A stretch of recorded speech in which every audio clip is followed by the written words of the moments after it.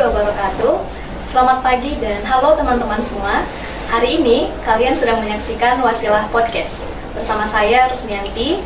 Hari ini kita akan membahas satu topik yang cukup menarik dan kita akan menguliknya lebih dalam bersama salah satu ahli akademisi dalam bidang ekonomi. Di samping kiri saya ada Bapak Bahrul Ulul Syam, SCMSC. Terima kasih Pak. Dan teman-teman sekalian, Pak Bahrul ini akan membersamai kita selama beberapa menit ke depan dan kita akan mengetahui bagaimana sih dampak dari adanya peredaran uang palsu di masyarakat luas dan sebenarnya seberapa parah sih dampaknya terhadap perekonomian dan sektor-sektor apa saja yang dapat berpengaruh. Namun sebelum itu saya mau tanya-tanya dulu kenapa sebenarnya peredaran uang palsu ini sulit untuk diidentifikasi akhir-akhir ini Pak. Oke, baik ya. Terkait dengan uang palsu ya, yang sekarang ini menjadi topik yang cukup hangat ya di masyarakat, utamanya juga di kampus kita sendiri ya, Minalaudin. Karena beberapa pekan yang lalu terungkap ya ada oknum, masih kita sebut oknum saja ya, melakukan pencetakan dan sekaligus pengedaran uang palsu di kampus. Kalau kita bicara mengenai kenapa uang palsu itu masih sering kali beredar di masyarakat, yang tentu saja ini adalah pelanggaran ya, pelanggaran karena yang bisa mengedarkan uang sebagai alat tukar di Indonesia itu kan adalah ranahnya BI, Bank Indonesia ya. Terus kenapa uang palsu itu masih ada, atau kenapa bisa uang palsu itu gampang sekali uang itu gampang sekali dipalsukan? Ya, hemat saya itu ada beberapa alasan ya. Yang paling pertama itu menurut saya karena uang itu teknologi sekarang itu sudah berkembang. Motifnya orang untuk memasukkan uang itu kan yang paling utama itu adalah karena dia mau mendapatkan keuntungan dari situ. Dia motif ekonominya ada di situ, kental sekali motif ekonominya, ya, kental sekali. Mau cepat kaya, mau punya banyak uang, sehingga membuatlah uang palsu. Nah, perkembangan teknologi itu mendukung. Perkembangan teknologi yang bagaimana yang mendukung pencetakan uang palsu? Dulu itu untuk mencetak uang palsu digunakan kertas biasa. Sekarang itu kalau kita lihat kasus yang sekarang yang terungkap ini ya, kertas yang digunakan itu sudah hampir spesifik sama, identik lah, hampir sama. Saya tidak mau sebut identik ya, hampir sama lah dengan uang yang asli. Oh, ini efek perkembangan teknologi ini. Pencetakannya juga demikian kan, tidak mudah luntur tintanya. Kalau dulu itu tintanya gampang luntur. Kemudian software editing dengan gampang sekarang kan bisa kita mengedit dalam format HD-nya, format 4K, sekarang ada yang 8K, itu gampang sekali sekarang diedit, sehingga muncul celah-celah bagi orang yang mau memalsukan uang asli ini untuk melakukan tindakan itu, ditambah dengan motif ekonominya. Itu alasan yang pertama. Jadi perkembangan teknologi itu tidak bisa dinafikan di situ. Motif ekonomi juga demikian. Jadi perkembangan teknologi tanpa motif ekonomi itu bisa. Faktor selanjutnya yang menurut saya utama adalah literasi orang, literasi masyarakat terkait dengan yang uang asli sendiri. Masyarakat itu kurang diberikan edukasi atau kurang paham yang mana yang dimaksud dengan uang palsu. Tanda-tanda uang asli itu mereka tidak tahu. Betul. Ketika muncul kasusnya ini, sebelum muncul kasus inilah kita tanya, uang yang asli itu apa saya tandanya yang asli? Betul, Pak. Ini kita masih awam, baru kita muncul kasus, oh uang asli itu ternyata punya tanda paling tidak 8 tanda yang menunjukkan ini ada uang asli. Ada watermarknya misalnya, ada benangnya, benang pengamannya, ada gambarnya, ada hologramnya dan seterusnya. Nah, sebelumnya kan kita tidak tahu, masyarakat secara umum tidak tahu bahwa uang asli itu tandanya ini. Artinya apa? Masyarakat sendiri itu memang kurang teredukasi terkait dengan ciri-ciri uang asli itu sendiri, sehingga ketemulah tadi perkembangan teknologi, motif ekonomi, dengan ketidaktahuan masyarakat tadi ini ketemulah yang kemudian memberikan efek, menimbulkan celah kepada orang atau lembaga atau organisasi lah untuk mencetak uang palsu. Jadi karena ketidaktahuannya masyarakat, jadi ada teknologi yang memudahkan dia untuk mencetak uang palsu, muncullah seperti itu. Jadi kira-kira itu yang menjadi alasannya kenapa masih saja ada ditemukan itu uang palsu di masyarakat. Sebelum berlanjut lebih dalam terkait pengidentifikasian uang palsu ini, Pak, kita kembali dulu untuk mengetahui bagaimana sih peran BI sebagai bank sentral yang mengatur peredaran uang ini, mengetahui bahwa peredaran uang palsu itu sebesar sekian per tahun ini, dan bagaimana mereka memiliki strategi untuk mengatasi atau mengurangi uang palsu itu, Pak. Oke. Kasus uang palsu dalam konteks ini bagaimana perannya Bank Sentral Bank Indonesia ya, Bank BI. Jadi uang palsu itu kan kayak fenomena disebutkan sama Bapak Kepala Perwakilan Bank Indonesia Sulawesi Selatan, adalah fenomena gunung es. Kita lihatnya cuma puncaknya, tapi di bawahnya ini kita tidak tahu. Jadi kalau kita bertanya kepada Bank Indonesia berapa banyak uang palsu, tentu pasti mereka tidak bisa tahu. Kenapa? Ini kan bisnis ilegal ya. Tidak ada bisnis ilegal, tidak ada usaha-usaha ilegal yang ada datanya. Kalau kita tanya berapa handphone black market di Indonesia, tentu tidak ada yang tahu berapa jumlah handphone black market di Indonesia. Berapa jumlah kerugian pemerintah daripada peredaran uang palsu, tidak bisa juga. Kenapa? Karena ini kan bisnis terselubung. Kalau tidak terselubung, ya pasti gampang ditangkap orangnya. Nah, yang menjadi concernnya sebenarnya BI di sini adalah bagaimana atau apa yang harus dilakukan oleh BI untuk mencegah uang ini untuk gampang dipalsukan. Itu yang harus dilakukan, ya. Karena tadi ada perkembangan teknologi itu. Nah, BI ini Bank Indonesia harusnya juga beradaptasi dengan ini. Oh, benang tak ini, misalnya contoh ya, benangnya ini ternyata sudah bisa dimodifikasi, sudah bisa dipalsukan. Cari cara lain yang bisa digunakan untuk menggantikan atau paling tidak menyempurnakan lah, menyesuaikan dengan teknologi sekarang yang ada, yang perkembangan sekarang, supaya misalnya benang ini tidak gampang lagi di contoh misalnya, atau yang lain misalnya kemarin disebutkan sudah ada hologramnya itu, uang palsu itu. Berarti hologram ini sudah tidak bisa lagi menjadi indikator susahnya melakukan pencetakan uang palsu.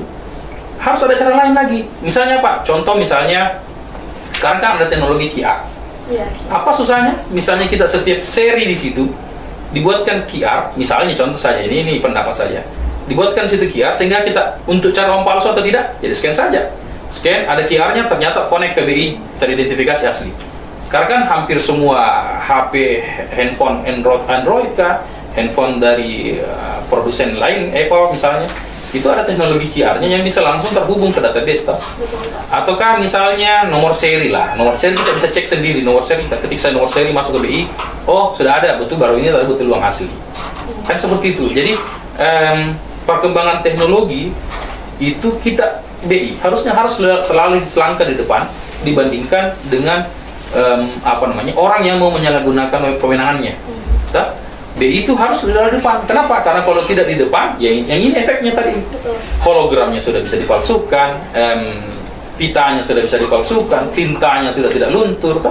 Jadi yang sifatnya tadi confidential itu harus lagi kembali diatur oleh BI. Oh, ternyata sekarang uangnya itu sudah bukan menjadi barang yang aman dengan tanda-tanda spesifik yang biasa digunakan, seperti itu. Kemudian Pak, masyarakat kan biasanya lebih percaya sumber uang itu kalau berasal dari misal lembaga bank atau lembaga non-bank. Tapi akhir-akhir ini ada beberapa kabupaten yang dapat uang dari bank itu, uangnya sudah menggunakan money screener, tapi uang palsu itu tetap lolos. Bagaimana sebenarnya proses penyaringan uang palsu di bank itu sehingga bisa lolos, tidak teridentifikasi? Itu tadi yang saya maksud juga ya. BI itu, kalau sudah ditemukan kasus, berarti ini kan sudah ada celahnya. Ya, Pak. Sudah ada celahnya. Kalau yang selama ini kan, kalau kita menyetor secara konvensional di bank itu kan, kita store, dihitung pakai mesin apanya penghitung uang, terus dibawa dilihat sinar UV, oh aman, berarti ini adalah uang asli. Nah sekarang teknik yang seperti itu sudah bisa disamai tanda kutip oleh pencetakan orang-orang palsu, sehingga BI sekarang melalui aturannya dia harus membuat aturannya. Ada mekanisme lain lah yang menjadi SOP di setiap bank-bank, sehingga pendeteksian ini tidak lagi seperti zaman-zaman 10 atau 5-10 tahun yang lalu. Tidak boleh nih sekarang. Kenapa? Ya karena sudah ada misalnya, ya kan? Contoh yang saya sebutkan dengan proses pengetikan kah, dengan proses teknologi. Saya kira BI itu bisa menggunakan teknologi ya, untuk lebih apa namanya, lebih jauh dalam mencegah pencetakan uang palsu ini sendiri. Karena ya tadi orang sekarang itu pintar-pintar, ya. Terus beberapa pendapat juga mengatakan bahwa kita saat ini di zaman ini sebaiknya lebih sering menggunakan e-wallet, e-money dalam proses transaksi. Bagaimana menurut Bapak terkait pendapat? E-wallet, QRIS, tap cash, pokoknya uang yang sifatnya elektronik money itu kan juga adalah proses perkembangan zaman ya, proses alih teknologi. Saya pribadi juga memang lebih senang menggunakan itu lebih dari sisi kepraktisan ya, sisi kepraktisan. Kalau kita melihat fenomena seperti itu, ya memang seperti itu zamannya sekarang. Ya, zamannya sekarang memang menggunakan uang itu bukan sekedar uang tunai saja, ya, bukan sekedar uang tunai saja. Sekarang kan kita mentransaksi, kalau bukan pakai QRIS, transfer bisa. Bahkan sekarang ada namanya tap. QRIS yang harus cuma di tap, kayak di film-film di luar negeri itu cuma di tap, begitu kan sudah terbayar, ya kan? Jadi memang zamannya seperti itu. Apalagi generasi Z, generasi Alpha, itu kan lebih senang dengan namanya teknologi. Apa itu uang kertas? Dia tidak terlalu, mungkin prefer at some point mungkin prefer di uang kertas, tapi kelihatannya mendominasi sekarang itu ada QRIS.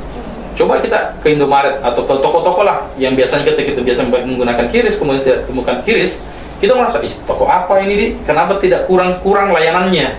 Kita merasa ada yang kurang. Kenapa? Karena memang itu adalah kebutuhan sekarang.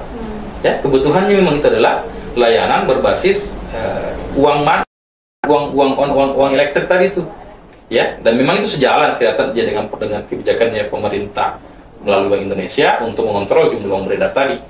Ya, begitu. Selanjutnya Pak, kemarin selain uang palsu beredar juga surat berharga BI. Nah, bagaimana itu Pak prosesnya sehingga bahkan surat berharga pun itu bisa dipalsukan? SBN ya, surat berharga negara. Itu pada prinsipnya itu adalah surat semacam lembaran kepemilikan terhadap utang yang diberikan kepada atau lembar lah yang bernilai, yang memiliki nilai yang diberikan oleh bank, yang diterbitkan oleh bank kepada masyarakat. Ada beberapa kriteria yang sebenarnya agak susah dipalsukan di situ, terutama yang berkaitan dengan registrasinya, nomor registrasinya. Di dalam SBN atau SUN itu pasti ada rekor registrasinya situ, dan kita bisa cek secara online. Siapa issuernya, berapa nominalnya, dominasinya seperti itu. Jadi saya relatif lebih sulit itu dipalsukan, karena itu tadi kita langsung bisa mengecek langsung, oh ini issuernya adalah misalnya Bank Indonesia melalui BRI misalnya, dikeluarkan ini nominasinya sekian. Apalagi kemarin dipalsukan nominasinya sampai triliunan, 700 triliun, ada yang 200 triliun. Itu sedikit tidak masuk akal ya. Itu sedikit tidak masuk akal. Kenapa? Ada satu surat berharga itu yang nominasinya sampai triliunan. Kalau mungkin miliaran masih masuk akal. Tapi kalau sudah triliun itu agak pasti kita pikir-pikir. Kemudian kalau terkait dengan surat utang itu tadi, ya, sertifikat itu tadi, surat itu, jual belinya itu kan tidak boleh antara person to person. Itu sangat sulit ditemukan itu person to person. Jadi kita belinya, saya belinya ke bank untuk saya mau beli surat utang misalnya, ya saya minta ke bank, saya beli ke bank. Kalau person to person itu agak relatif lebih susah, dan keabsahan dari itunya itu masih bisa dipertanyakan. Jadi tapi ya masih bisa. Kemudian Pak, kembali lagi kemarin sempat juga dikatakan ada mata uang asing yang dipalsukan. Oh ya. Sebenarnya bisa lolos dan dilakukan demikian. Mata uang asing yang dipalsukan, sebenarnya begini ya. Setiap mata uang itu pasti itu kan dikeluarkan oleh pemerintah negara yang bersangkutan. Dan setiap mata uang itu, baik yang mata uang luar negeri, mata uang asing lah kita sebut ya, itu pasti ada kode keamanannya. Kayak Indonesia Bank, baik kayak kita punya rupiah. Apa kode keamanannya? Misalnya kita punya watermarknya, kita punya benang pengamannya, ya, kita punya kalau dipendarkan di bawah sinar ultraviolet memancarkan hologramnya dan seterusnya. Saya kira di mata uang asing juga pasti ada hal-hal yang seperti itu. Cuma kenapa bisa dipalsukan? Ya lagi-lagi kita bilang perkembangan teknologi itu sekarang tidak ada batasnya. Apa yang membatasi saya, misalnya, untuk mengakses apa yang ada di negara lain? Tidak ada yang batasi. Batasannya itu tidak ada sekarang. Kenapa bisa tidak ada batasannya? Karena semua informasi itu terbuka di dunia maya ya. Kita googling apa saja. Apalagi sekarang perkembangan teknologi AI itu kan juga sangat membantu tanda kutip. Entah membantu dalam hal positif maupun hal yang negatif. Kalau kita searching, misalnya apa ciri-ciri khusus atau ciri-ciri khusus uang mata uang Singapura dolar asli misalnya, akan muncul di situ. Dan itu ketika sudah muncul itu, kan kita searching lagi di Google, di apa segala macam untuk membuat hal-hal yang seperti itu. Nah, perkembangan teknologi rupiah saja itu sudah bisa seperti itu. Dengan kata lain, mata uang lain itu juga bisa saja dibuat seperti itu. Nah, kalau kemarin kasusnya kenapa mata uang asing yang bisa itu kan kita bisa kembali motif ekonomi, motif ekonominya ketika saya punya mata uang asing, saya tukarkan ke money changer yang petugas money changer itu belum tentu tahu kan mata uangnya ini yang saya pegang ini asli atau palsu. Kenapa? Edukasinya yang dia tahu hanya mata uang rupiah. Mata uang asing kan relatif terbatas kita punya informasi.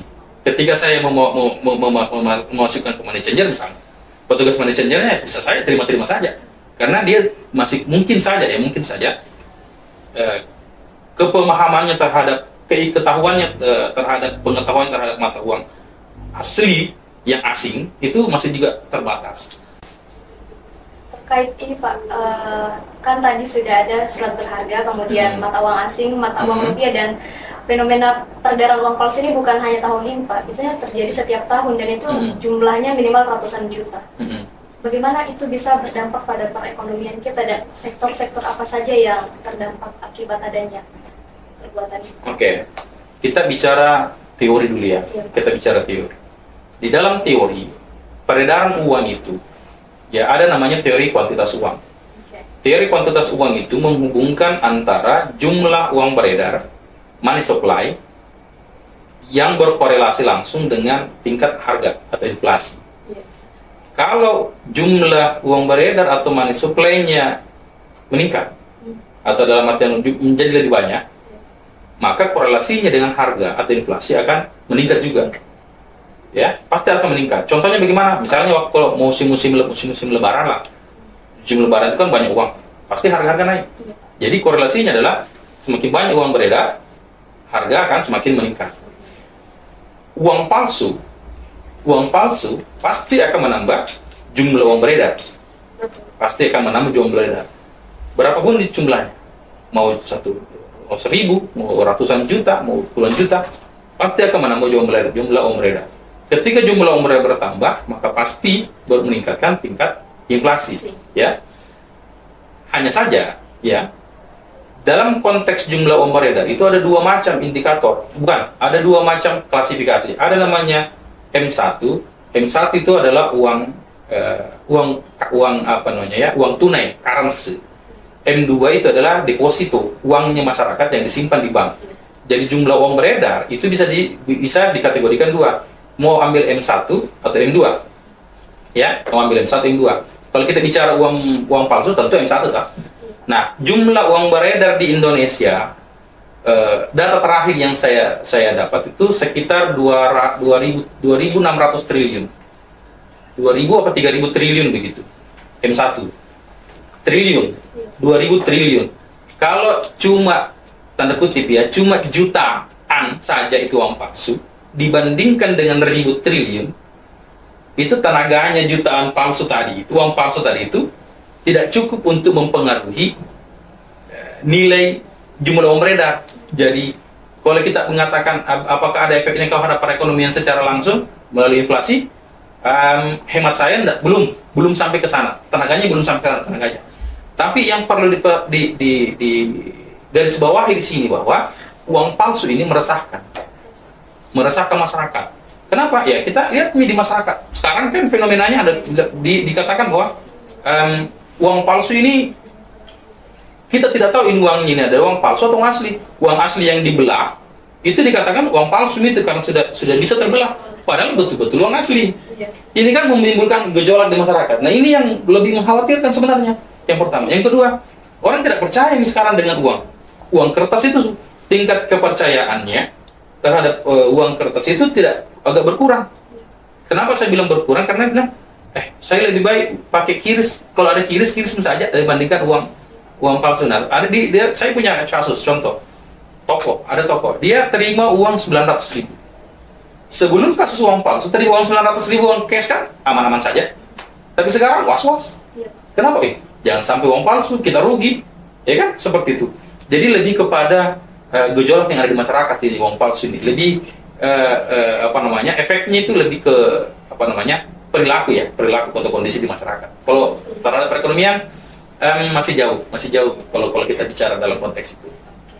Tapi kan Pak, ini peredaran uang palsu itu dalam jumlah yang besar itu akan sulit terdeteksi oleh bank kalau misal ada tiba-tiba yang melakukan transaksi secara besar-besaran dan sebelumnya tidak pernah. Nah, bagaimana sebenarnya para oknum ini untuk mengedarkan uangnya dan mendapat keuntungan dari itu tanpa berhubungan langsung dengan bank?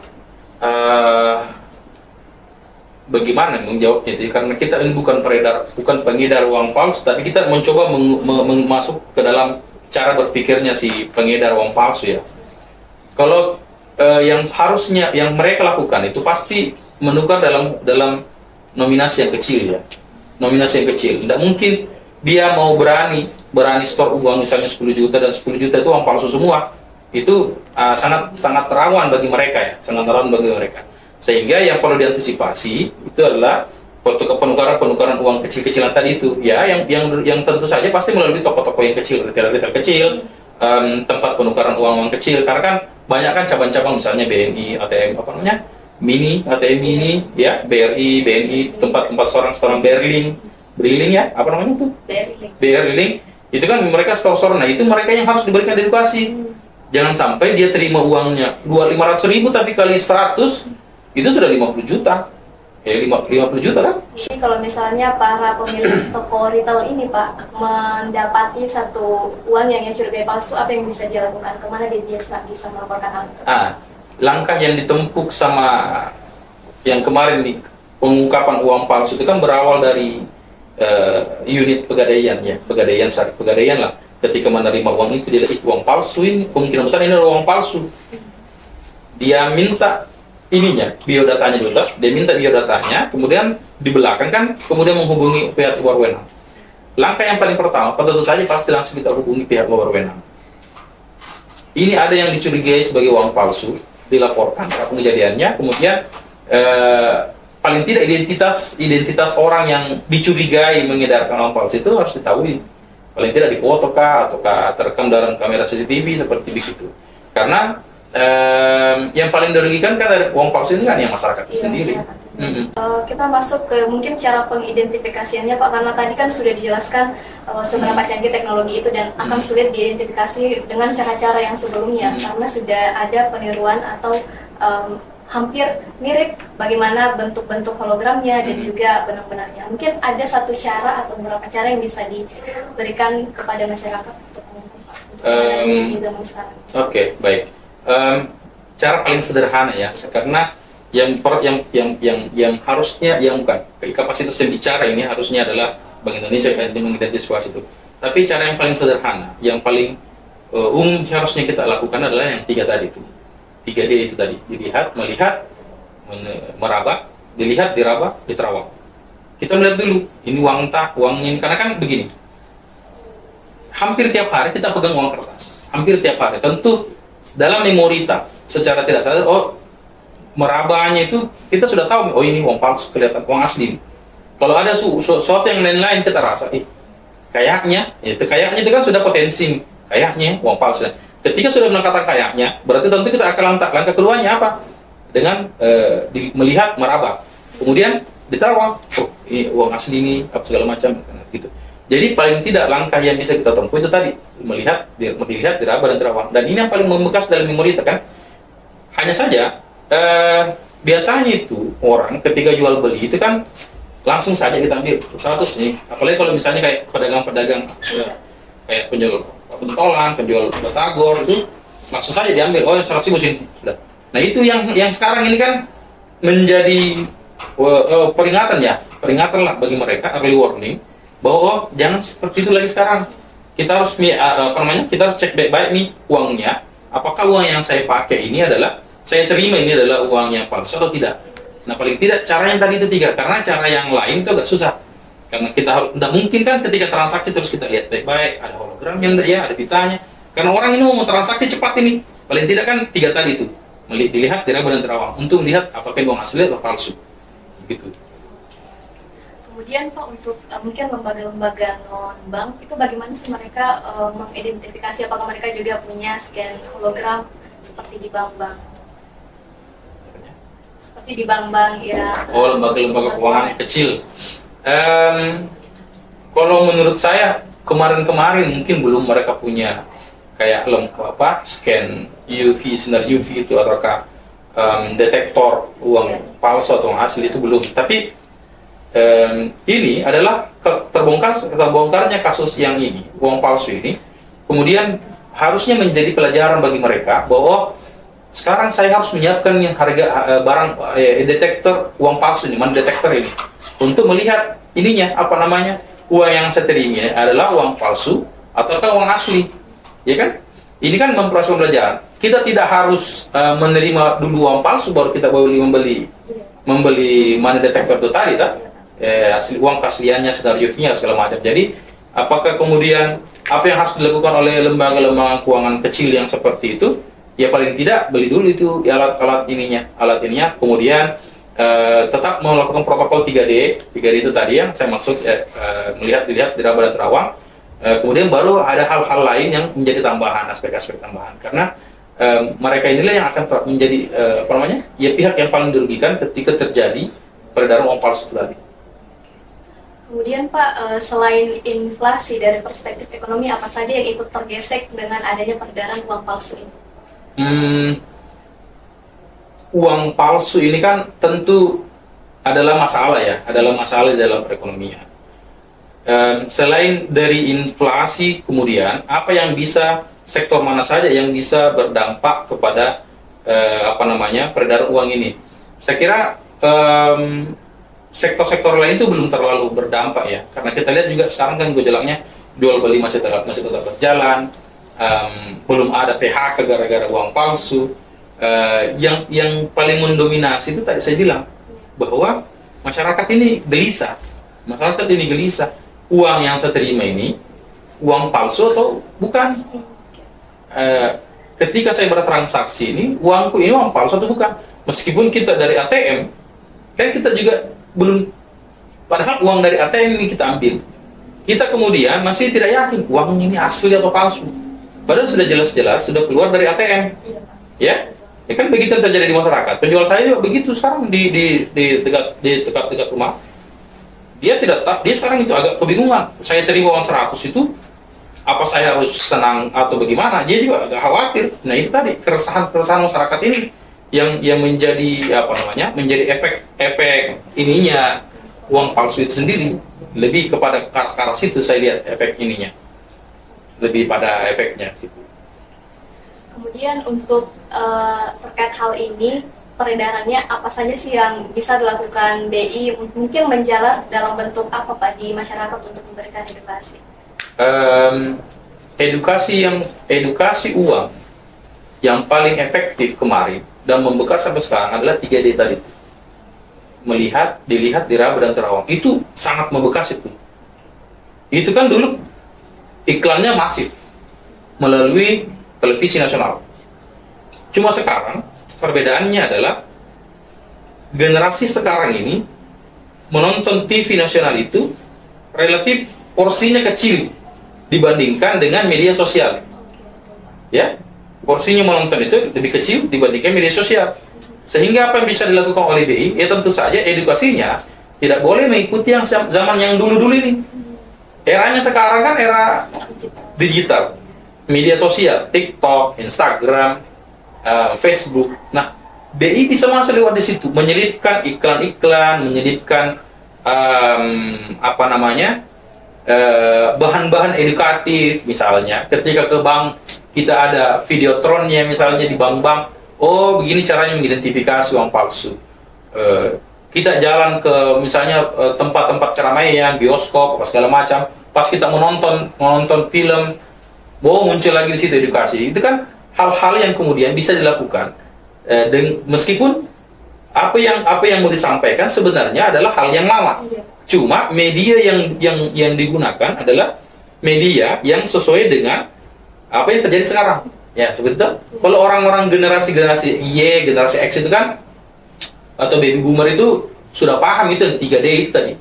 Generasinya yang sekarang ini generasi X, generasi Alpha, generasi Y itu yang harus diedukasi melihat uang palsu, begini caranya, melalui konten-konten yang sering yang mereka akses. Kalau misalnya melalui televisi, berapa sekarang anak-anak generasi sekarang yang suka nonton sinetron? Hampir kadang tidak ada.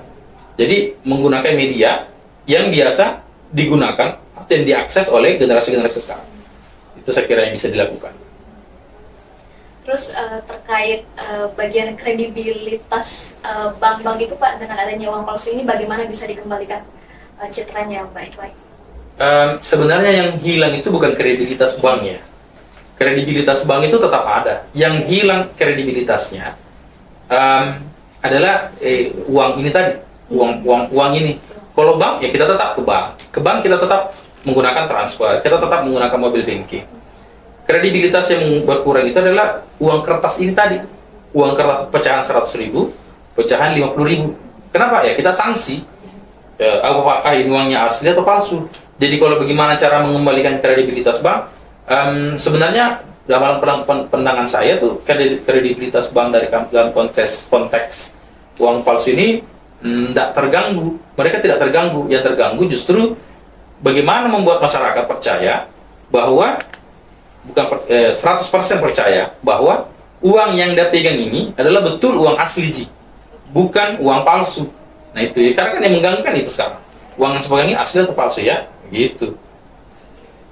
Kemudian apa sih dampaknya kalau masyarakat itu Pak sudah tidak terlalu percaya lagi terhadap uang kartal atau uang kertas? Rupiah bahaya kalau masyarakat sudah tidak percaya menggunakan itu. Orang kita tidak mau belanja lagi pakai uang rupiah kan? Kita mau belanja pakai apa? Pakai kripto misalnya, atau pakai uang. Saya mau pakai belanja uang asing saja deh, atau saya mau pakai uang kertas, mau pakai QRIS saja. Itu bahaya tuh kalau orang tidak percaya lagi dengan uang giral, uang kertas, uang tunai seperti itu berbahaya. Dan efeknya kan ketika orang tidak mau menggunakan uang kertas itu. Bagaimana kalau lebih memilih mayoritas masyarakat lebih suka transaksi online itu Pak? Bagaimana? Lewat e-money? Lewat e-money ada risiko. Sekarang karena keterbukaan informasi, data saja itu bisa dihack, ya kan? Data itu bisa dihack. Bisa dibayangkan kalau sistem keamanan perbankan itu disusupi, yang tadinya uang dari data adalah 3.000, harusnya 3.000 triliun, kemudian dihack, diubah datanya menjadi 6.000 triliun. Wah ini kan bisa terjadi ras. Dari mana tiba-tiba ada pertambahan uang seperti ini? Itu kan agak susah. Itu kan bahaya nih kalau masyarakat kalau terlalu percaya sama ini. Kalau sistemnya tidak, sebenarnya bagus uang elektronik, tapi sistemnya juga harus dijaga. Kita harus juga. Kalau kita kembali tadi pertanyaannya, bagaimana Pak kalau tidak percaya orang sama uang kertas gitu? Bahaya sekali. Karena di daerah desa, di kampung-kampung pelosok-pelosok itu, mereka belum menggunakan teknologi QRIS, belum menggunakan teknologi itu. Transaksinya masih berupa jual beli begitu kan. Dan di pasar-pasar tradisional yang ada di kabupaten, di desa-desa, di pelosok-pelosok itu kan, mereka langsung saya terima, transaksinya cepat sekali kan, tidak mungkin tidak dulu baik-baik, tidak. Jadi ini yang harus ini yang berbahaya, jadi itu bahayanya itu. Berarti Pak, penggunaan e-money sama uang fisik ini juga diatur keseimbangannya dalam? Iya, harus diatur. Jadi tidak boleh terlalu banyak uang kertas, tapi tidak boleh juga terlalu sedikit uang kertas. Tidak boleh seluruhnya menggunakan uang elektronik, QRIS. Tidak boleh juga terlalu sedikit QRIS. Kenapa? Uang elektronik ini kan membantu pemerintah untuk melihat berapa sebenarnya jumlah transaksi. Ya, karena kan dia terrekord. Beda dengan transaksi konvensional, itu tidak terrekord. Ya. Kalau transaksi itu terrekord, berapa sekarang transaksinya Pak Bahru satu hari menggunakan QRIS? Oh, ada 12 kali misalnya. Itu ada di sistem dan tidak bisa diubah. Kalau ditanya berapa kali Pak Bahru pakai uang kertas? Oh, enggak tahu, enggak ada datanya. Kenapa? Tidak ada CCTV-nya bank untuk melihat berapa kali saya menggunakan uang kertas. Jadi kombinasi antara uang kertas dan uang elektronik dan uang kartal, uang giral tadi itu harusnya diatur, karena tidak semua wilayah menggunakan uang elektronik. Ada wilayah-wilayah yang belum sampai ke sana aksesnya, ya, belum sampai aksesnya, sehingga masih dibutuhkan itu uang kertas. Dan ada juga kadang-kadang kita menggunakan uang kertas, tidak boleh pakai uang elektronik seperti itu.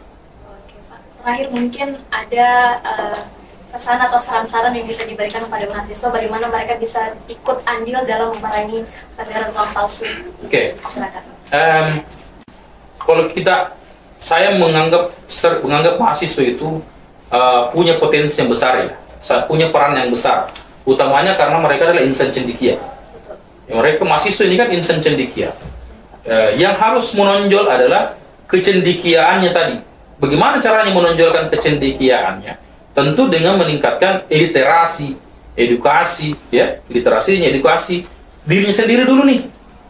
Kalau dirinya sendiri sudah teredukasi, terliterasi dengan baik terkait dengan pemahamannya mengenai uang palsu, maka dia akan bisa menularkan ke sekitarnya. Ya, tentu lingkungan sekitar yang paling terdekat itu keluarga. Dari keluarga kemudian kan baru membesar ke lingkungan rumah, masyarakat dan seterusnya. Jadi bagaimana caranya perannya mahasiswa besar sekali. Mahasiswa ini adalah orang terpelajar, insan cendekia.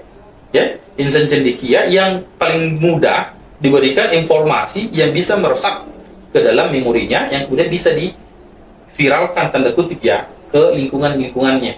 Nah itu dia. Perannya mahasiswa itu besar sekali. Apalagi mereka memang gampang sekali diberikan pengertian, gampang menerima perubahan teknologi dan seterusnya seperti itu. Saya kira itu ya bisa untuk mahasiswanya. Iya Pak, mungkin itu saja Pak Bahrul. Terima kasih banyak atas kesempatannya hari ini. Ya, sama-sama. Di Wasila Podcast. Dan mungkin itu saja teman-teman. Tadi sudah disinggung mulai dari bagaimana uang palsu itu bekerja, apa saja dampaknya bagi perekonomian, apakah separah itu, kemudian bagaimana kita sebagai mahasiswa dapat ikut andil dalam memerangi uang palsu. Terima kasih telah menyaksikan Wasila Podcast. Sampai jumpa. Assalamualaikum warahmatullahi wabarakatuh.